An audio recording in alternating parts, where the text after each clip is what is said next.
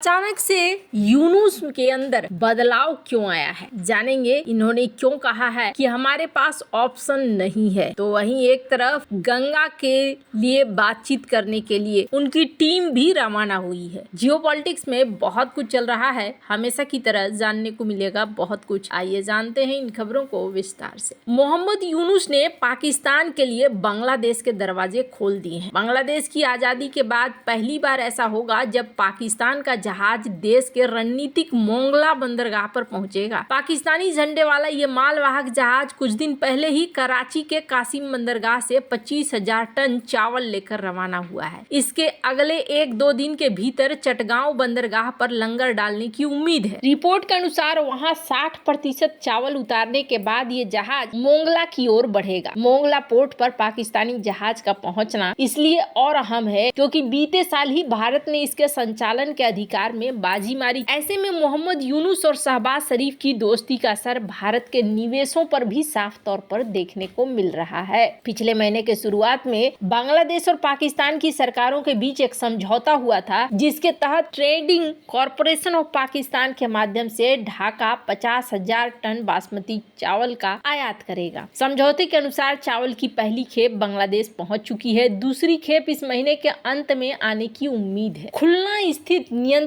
कार्यालय के deputy controller Indrajit सरकार ने कहा था कि 25 मीट्रिक टन चावल में से 40% मोंगला बंदरगाह पर उतार दिया जाएगा। खुलना जिले के सहायक खाद्य नियंत्रक ने बताया कि बोयरा और महेश्वर पासा के केंद्रीय खाद्य गोदाम में 47,000 मीट्रिक टन चावल है। उन्होंने कहा कि दोनों गोदामों की क्षमता 1 लाख मीट्रिक टन है। बीते साल जुलाई में भारत ने बांग्लादेश के सबसे बड़े बंदरगाह मोंगला पर एक टर्मिनल का परिचालन अधिकार प्राप्त करके रणनीतिक जीत हासिल की। भारत का ये कदम ईरान के चाबहार और म्यांमार में सितवे स्थित विदेशी बंदरगाहों के प्रबंधन के लिए भारत की सफल बोलियों के बाद आया। अब जहां एक तरफ ये सब कुछ चल रहा है, वहीं दूसरी तरफ देखने को मिल रहा है कि बांग्लादेश की अंतरिम सरकार के प्रमुख मोहम्मद यूनुस के सुर अब नरम पड़ते हुए दिखाई दे रहे हैं। इससे पहले यूनुस लगातार भारत के खिलाफ हमलावर थे। अब उन्होंने एक इंटरव्यू में कहा है कि बांग्लादेश के पास भारत के साथ अच्छे संबंध रखने के अलावा कोई विकल्प नहीं है, क्योंकि दोनों ही देश एक दूसरे पर निर्भर हैं। उन्होंने ये भी कहा कि हालांकि कुछ दुष्प्रचार ने उनके बीच कुछ संघर्ष को जन्म दिया है। बीबीसी बांग्ला को दिए एक इंटरव्यू में यूनुस ने उन दुष्प्रचारों के स्रोतों का नाम नहीं लिया। हालांकि ऐसा माना जा रहा है कि उनका निशाना भारतीय मीडिया की ओर था। उन्होंने इस इंटरव्यू के दौरान कहा कि बांग्लादेश भारत के साथ अपनी गलतफहमियों को दूर करने की कोशिश कर रहा है। उनकी टिप्पणी 3 से 4 अप्रैल के दौरान थाईलैंड में बिम्स्टेक शिखर सम्मेलन से कुछ हफ्ते पहले आई है, जब बांग्लादेश के कार्यवाहक सरकार के प्रमुख यूनुस और प्रधानमंत्री नरेंद्र मोदी के बीच एक बैठक आयोजित हो सकती है, ऐसा कहा जा रहा है। भारत और बांग्लादेश संबंधों को बहुत अच्छा बताते हुए यूनुस ने कहा कि कोई गिरावट नहीं हुई है, हमारे संबंध हमेशा ही अच्छे रहेंगे, वे अभी अच्छे हैं और भविष्य में भी अच्छे रहेंगे। बांग्लादेश और भारत के बीच अच्छे संबंध रखने के अलावा कोई और रास्ता नहीं है। उन्होंने कहा कि हमारे संबंध बहुत करीबी हैं, हम एक दूसरे पर निर्भर हैं, हम ऐतिहासिक, राजनीतिक, आर्थिक दृष्टि से इतने करीब हैं कि हम अलग थलग नहीं रह सकते हैं। यूनुस ने कहा कि हालांकि कुछ संघर्ष उत्पन्न हुए हैं जो काफी हद तक दुष्प्रचार के।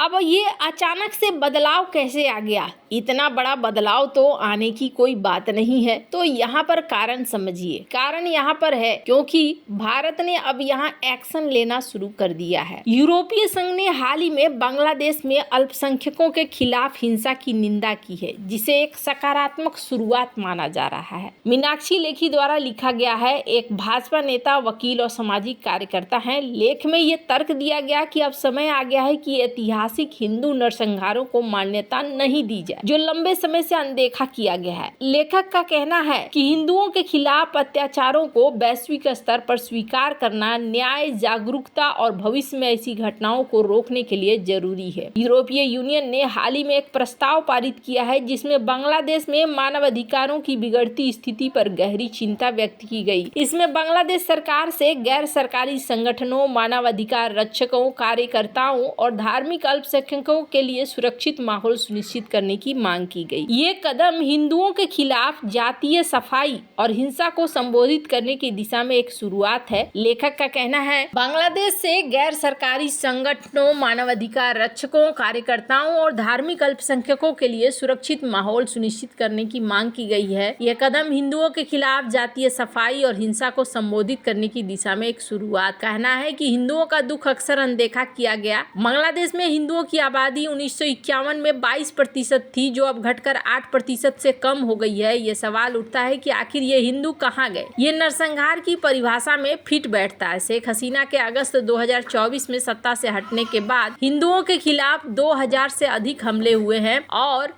मंदिरों और व्यवसायों को निशाना बनाया गया है। एक संयुक्त राष्ट्र की रिपोर्ट ने पुष्टि भी की कि ये अतिशयोक्ति युक्त प्रचार नहीं था, जैसा कि बांग्लादेश सरकार ने दावा किया। लेख में ये भी कहा गया कि मध्यकाल से लेकर अब तक हिंदुओं ने कई नरसंहारों का सामना किया। 8वीं शताब्दी में मोहम्मद बिन कासिम के सिंध पर आक्रमण से लेकर महमूद गजनवी और दिल्ली सल्तनत, हिंदू मंदिरों को नष्ट किया गया, जबरन धर्मांतरण कराया गया, नरसंहार हुए। इसके अलावा 1947 के विभाजन के दौरान भी हिंदुओं के खिलाफ सांस्कृतिक नरसंहार हुआ, जब पूर्व और पश्चिम पाकिस्तान में उनकी आबादी को जबरन हटाया गया, धर्म परिवर्तन कराया गया। एक महत्वपूर्ण ऐतिहासिक उदाहरण है 1971 का बांग्लादेश मुक्ति संग्राम। इस दौरान पाकिस्तानी सेना और रजाकारों ने बंगालियों, खासकर बंगाली हिंदुओं के खिलाफ नरसंहार किया। 25 मार्च 1971 को शुरू हुए ऑपरेशन सर्चलाइट में 3 लाख से 30 लाख लोगों की हत्या हुई, 2 लाख से 4 लाख गलत घटनाएं हुई। हिंदुओं को विशेष रूप से निशाना बनाया गया क्योंकि उन्हें भारत और हिंदू प्रभाव के प्रतीक के रूप में देखा जाता था। अमेरिकी सीनेटर एडवर्ड कैनेडी ने 1971 में अपनी रिपोर्ट में लिखा कि हिंदुओं को व्यवस्थित रूप से निशाना बनाया गया, उनकी संपत्ति लूट ली गई, उन्हें